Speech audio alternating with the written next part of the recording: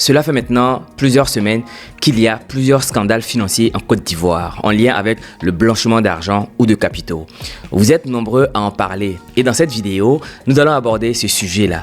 La vraie question, c'est comment l'argent sale devient-il propre? Comment laver l'argent, en français, terre à terre? Chaque année, des milliards d'euros et de francs CFA proviennent de la corruption, du trafic de drogue, de la fraude fiscale ou encore même de la cybercriminalité. Et cet argent est introduit dans l'économie légale. Ces processus portent réellement un nom. C'est le blanchiment d'argent ou de capitaux. Mais comment transforme-t-on concrètement de l'argent obtenu de façon illégale en argent propre et légal? Quels sont les procédés utilisés et quelles sont les sanctions encourues pour ceux qui s'adonnent à ce genre de pratiques-là? Dans cette vidéo, nous allons décrypter ce phénomène de blanchiment d'argent, les techniques les plus utilisées et quelques exemples observés dernièrement en Côte d'Ivoire. Mais en fait, qu'est-ce que le blanchiment d'argent ou de capitaux? C'est ce qu'on va essayer de définir dans cette vidéo.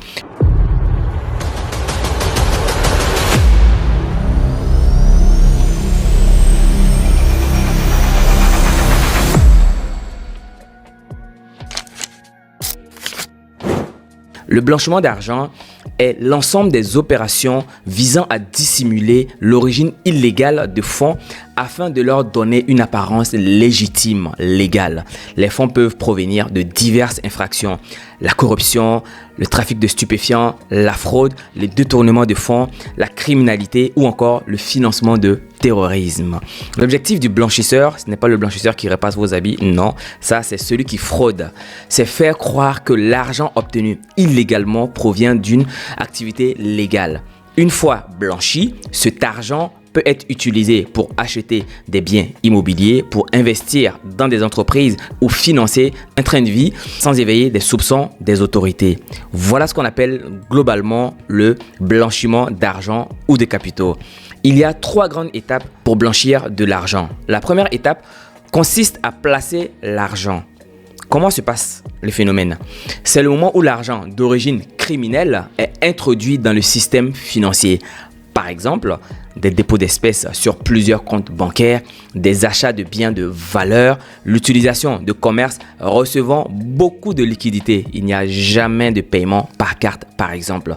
Cette étape est souvent la plus difficile, mais surtout la plus risquée pour le criminel, car l'origine des fonds est encore facilement identifiable. On est capable de savoir d'où vient l'argent. Dans la deuxième étape, cela va consister à ce qu'on appelle l'empilage ou la stratification de l'argent. Le but dans cette étape, c'est de brouiller les pistes. Les fonds circulent entre plusieurs comptes de sociétés ou pays afin de rendre leur traçabilité difficile. Car oui, dans le système de blanchiment de capitaux, la chose la plus difficile, c'est de pouvoir tracer l'argent. Une fois qu'on est incapable de tracer l'argent, ça devient très compliqué de savoir l'origine de cet argent-là. Les criminels peuvent utiliser des sociétés écrans, par exemple, de fausses factures, des transferts internationaux, des intermédiaires financiers. Après de nombreuses opérations, il devient compliqué justement de retrouver l'origine initiale de l'argent qui provient malheureusement de sources illégales. Dans cette troisième étape maintenant, cela va consister à intégrer l'argent. En fait, l'argent revient légalement dans l'économie. Puisque l'argent a transité vers plusieurs comptes, vers plusieurs activités ou même d'entreprises, on va le réinjecter dans le système économique légal pour faire en sorte que l'argent devienne propre. Voilà ce qu'on appelle le blanchiment d'argent. Pour cela, il peut être investi dans l'immobilier, dans le commerce, dans les projets d'investissement, dans des achats de véhicules ou tout autre bien, dans des produits financiers. À ce stade, les fonds semblent provenir d'activités parfaitement légales. Et donc, tracer et savoir que c'est de l'argent blanchi, c'est hyper compliqué.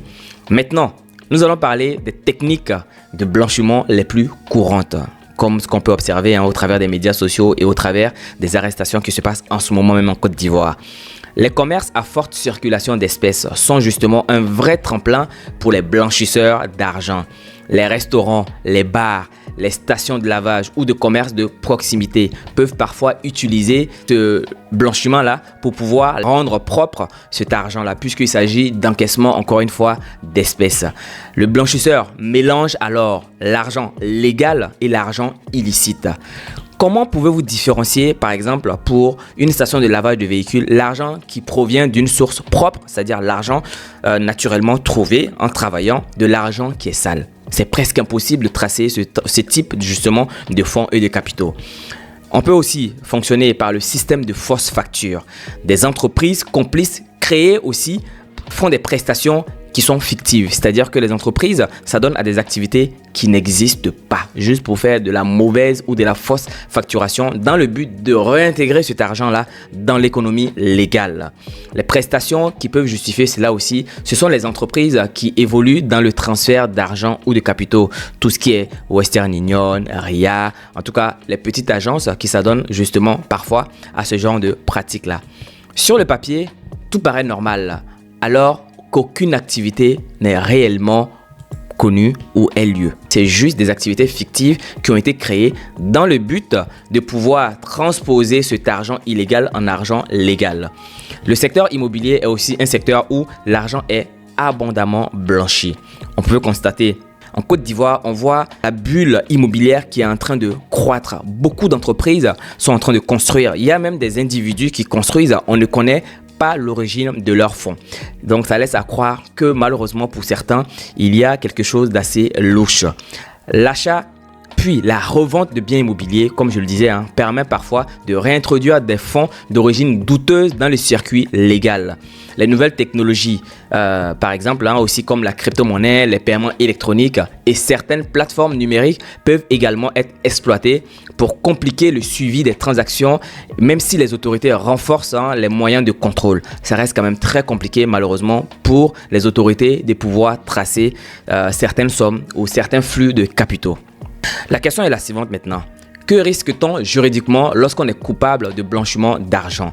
En Côte d'Ivoire, le blanchiment de capitaux constitue une infraction pénale. La législation ivoirienne considère notamment comme blanchiment la conversion ou le transfert de biens issus d'un crime ou d'un délit, la dissimulation de leur origine, leur détention ou leur utilisation en connaissance de cause, la participation ou la complicité dans ces opérations-là.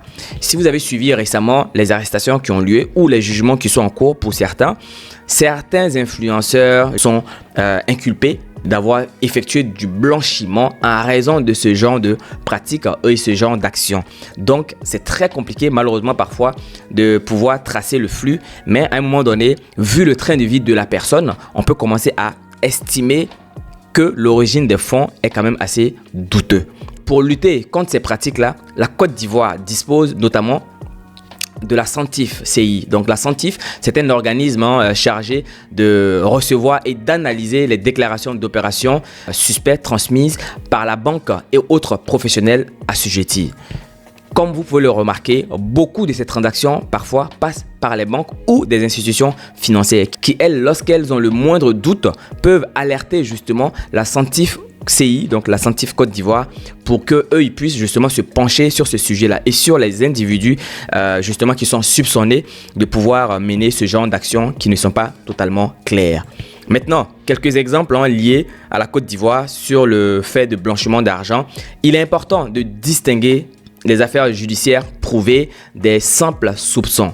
En Côte d'Ivoire, les autorités ont renforcé leur dispositif de lutte contre le blanchiment à travers la Centif et l'application des normes du GAFI. Le GAFI qui, lui, est un organisme international qui fixe les normes pour lutter contre le blanchiment de capitaux, le financement de terrorisme et la prolifération de tous ces phénomènes-là.